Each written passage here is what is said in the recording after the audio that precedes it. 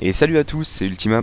Je vous propose aujourd'hui un build sur Juste Lame Brutale, un build assez all-in, assez justement brutal, puisque le principe, alors on va pas du tout se servir de son passif, puisqu'on n'a aucun sort de mêlée, d'accord. Simplement, on va utiliser ces spells de classe qui font énormément de dégâts. Donc le principe, ça va être de aller au corps à corps, de la plupart, le plus grand nombre de mobs que vous pouvez, appliquer des états huilés et ventés, et ensuite déclencher explosion ou rebond suivant celui que vous avez appliqué avant. Pour se réussir à ce setup, on va utiliser des anneaux, les compagnons et des spells particuliers. Donc je commence par les spells. Donc du coup, les spells en question, vous avez la touche huilée qui donne 2 de jauge. Alors ce qui est bien, c'est que les 4 spells donnent 2 de jauge à chaque fois. La touche huilée et la touche venteuse qui permettent voilà, de setup les états autour de vous. C'est important. Et ensuite, explosion brutale et rebond brutal qui permettent de consommer ces états et d'appliquer énormément de dégâts de zone, que ce soit par explosion ou par rebond. Euh, donc dans l'idéal, il va falloir setup les états, utiliser le foudroyer pour mettre un PA dans la réserve, d'accord. Ou bien on verra qu'on a d'autres façons d'avoir un PA dans la réserve. Et ensuite, avec ce PA dans la réserve, on utilise l'explosion brutale ou le rebond brutal. Et vu que ces spells remettent un PA dans la réserve, en fait, on peut ensuite enchaîner en ayant ce PA dans la réserve de rab. C'est juste le premier PA dans la réserve qu'il faut réussir à mettre. Voilà, donc au niveau des autres spells, on a un spell de placement qui va servir à toucher plus de personnes avec nos spells. On a le bon qui permet de nous setup nous afin de toucher plus de personnes. Pareil pour la course qui est là pour ce setup. Le foudroyer qui sert à mettre un PA dans la réserve. La pioche est anecdotique parce qu'on n'a pas trop de problèmes de pioche. L'état éventé, il est le bienvenu par rapport à ce qu'on joue. Et enfin la charge tonnerre qui permet d'aller un peu plus vite au contact et qui permet aussi de générer 2 de jauge R pour un coup de 6 parce qu'on a besoin absolument de jauge R. Au niveau des compagnons, donc c'est très important. Voilà, on joue avec la championne du blasphème qui est réinvocable à l'infini en Yop. Et après on joue avec que des compagnons feu. Comme ça vous n'avez pas de fuite de jauge. Toute votre jauge R va aller dans la championne du blasphème. Pour une fois on ne joue pas avec des anneaux qui génèrent de la jauge sur les morts des compagnons. Donc la championne, on va pas l'invoquer tous les tours, on va l'invoquer peut-être tous les 2 tours.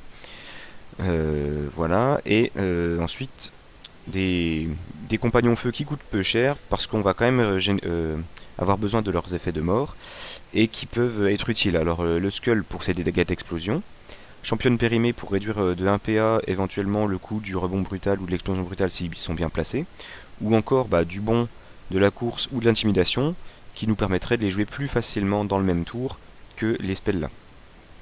Séraphin, pareil, qui peut avoir un effet sympa si vous arrivez à voler un PA dans la réserve. Ça fit bien avec le build. Voilà. Au niveau des anneaux, il y a des choix qui sont discutables. Donc j'ai pris le friscouille, donc pas le boom boom. L'idée c'est plus effectivement de parier sur la mort de la championne du blasphème. C'est elle qu'on va envoyer au casse-pipe normalement tour 2 afin de pouvoir générer 2 PA de réserve. Si jamais on n'a pas top deck le foudroyer, on a la solution de la championne, du sacrifice de la championne du blasphème qui permet de donner 2 PA dans la réserve afin d'enchaîner notre combo. Donc l'idéal c'est pour ça qu'on joue avec, à part la touche huilée et l'explosion brutale, on joue avec que des sorts R, c'est pour favoriser la sortie de la championne du blasphème. Donc dans le T1, si on n'a pas le foudroyer, ce qu'on va vouloir faire T1 c'est setup de la jauge R avec une intimidation dans le vide, avec une touche venteuse dans le vide, peu importe, avancer puis utiliser notre charge brutale, même si ça veut dire qu'on va prendre cher après, c'est pas grave. L'important c'est dans l'idéal, le tour 1 c'est on avance, charge tonnerre, ou alors foudroyer. L'idéal voilà, on avance, donc charge tonnerre, tour 2, touche venteuse, on invoque la championne, elle meurt, elle donne des PA, on fait le rebond brutal, d'accord.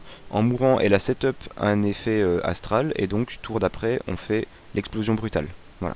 Si vraiment elle est morte de manière à ne pas pouvoir proc les effets astraux, on prend le temps de mettre une touche huilée avant, mais sinon, la plupart du temps, on pourra presque enchaîner rebond brutal, explosion brutale. Voilà. Donc, c'est... Comment dire, c'est plus facile de faire dans cet ordre-là, mais parce que ça vous permet d'invoquer la championne du blasphème direct. Vous n'avez pas de spell neutre qui donne une jauge neutre, donc vous ne pourriez pas invoquer des spells comme ça, enfin les compagnons là T2. Voilà. Donc je reviens sur les anneaux. Le friscouille, voilà, avec qui permet de mettre les deux PA de réserve pour setup le combo. Et anneau occupant et anneau normal qui permettent en fait, suivant lequel vous allez jouer dans l'ordre, que celui d'après fasse beaucoup plus mal. Il se trouve que vos rebonds et vos explosions bénéficieront aussi des rings. Donc ça fait énormément de dégâts. Et ensuite, l'anneau aurore qui permet de setup les états astro pour faciliter l'utilisation du deck. Voilà. Donc c'est... L'idée c'est pas de chercher à cycler le deck ou quoi, puisque normalement T4 vous avez pratiquement tué tout le monde. Donc il n'y a pas d'histoire de chercher à repiocher les spells assez vite ou quoi, non. D'ailleurs la pioche c'est anecdotique du foudroyer, c'est juste pour si jamais vos deux spells là sont en fin de deck, il faut quand même que vous puissiez aller les chercher. Voilà. Le brassard gousin pour le bouclier, parce qu'on va quand même aller en mêlée sans aucun outil de sustain. Donc il faut absolument qu'on puisse se protéger. Voilà, voilà. Donc c'est très bourrin. L'idée c'est vraiment de clear très rapidement. Ça vous permet dans un combat de boss par exemple de très rapidement vous retrouver en 1 contre 1 contre le boss. Alors vous n'avez pas spécialement d'argument de 1 contre 1, d'accord, puisque une fois qu'il n'y a plus beaucoup de monstres autour de vous, vos explosions, vos rebonds ne proc plus et vos explosions ont une valeur moindre du coup. Donc voilà, c'est un 1v1 pur et dur. D'ailleurs, votre bouclier aura énormément de value dans ce 1v1. Mais sinon, voilà, tant qu'il y a des monstres autour, vous allez faire énormément de dégâts. Voilà, on va partir en démonstration face au Bwork. Vous allez voir que ça va très vite. Ok. Alors là, je peux pas leur foncer dessus direct. Donc on va commencer par stacker un PA dans la réserve. Et on va pas bouger. Parce que là je peux foncer dessus, faire ça, invoquer, donc ça c'est pas mal. Ah, j'ai pas un bon setup. Et je vais faire ça. Voilà, là j'aurai un bon setup.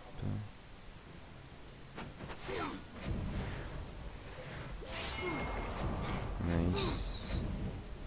Alors vu que je veux pas qu'elle consomme l'effet, voilà. Parce que si j'arrive à faire un rebond sur tout ça, c'est god tier. Là dans l'idéal faudrait qu'elle meure. Voilà. État astro. Combien je touche? Je touche 4 éventés là, donc ça va être pas mal. On rejoue. Ouais, 5. Là je touche 5 éventés, donc ça va faire kaboom. Attention.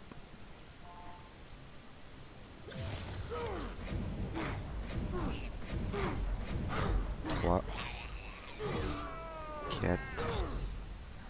4. 5 normalement, 5 rebonds il y a eu. Donc voilà, hein, on a one shot quasiment la moitié de la map. Et lui. Voilà. Parfait. Je pense pas que j'aurai le temps de trop... Ah, je vais peut-être réussir à vous montrer l'explosion brutale. Il va se placer où lui? Il vient là? Voilà. Allez, on va vous montrer l'explosion brutale. Voilà. Alors le spell qui bénéficie du fait qu'on ait consommé l'éventé avant. Hein. Donc c'est pour ça que c'est bien de faire dans l'ordre là. Voilà, donc c'est allé très vite, hein.